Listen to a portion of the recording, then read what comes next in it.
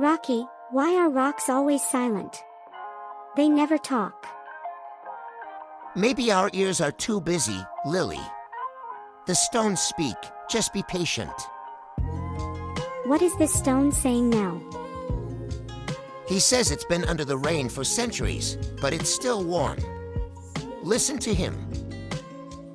We came from the dust, passed through the light, and arrived at silence. I thought only stars wrote poetry.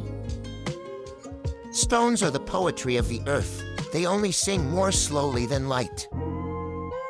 Rocky, why are some rocks cold and some hot?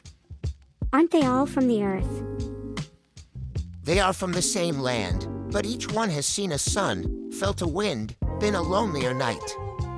Each stone is a memory. Does that mean they loved things like we do? Like light? Maybe loving themselves. When it rains and they get stuck in the mud, they love that moment, because they create that moment. What do you think this stone is saying now? We waited for you to come and touch us, she says. Then I'll say, I was waiting for you. The earth rejoices when someone understands the sound of stones, Lily. We wandered among the rocks for so long that we didn't notice the passing of time. The sun is setting.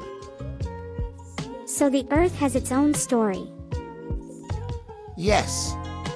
The greatest story in the world.